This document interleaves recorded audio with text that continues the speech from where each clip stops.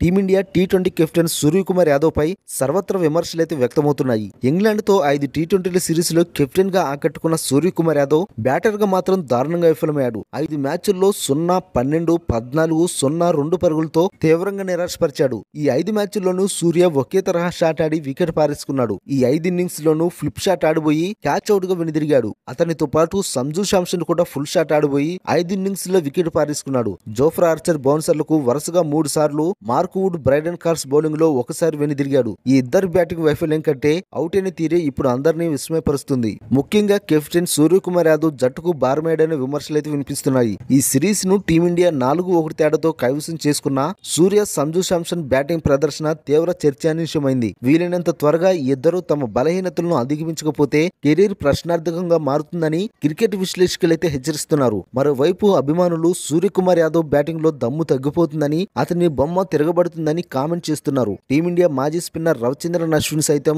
Suryakumar Yadav batting ప్రదర్శనపై ఆందోళన వ్యక్తం చేశాడు. సూర్య, సంజు ఒకే తరహా బంతి షాట్ తో అవుట్ అవ్వడం సరికాదన్నాడు. వీలైనంత త్వరగా బలహీనతలను అధిగమించాలని అభిప్రాయపడ్డాడు. సమస్య అంతా సూర్యకుమార్ యాదవ్ బ్యాటింగ్ పైనే.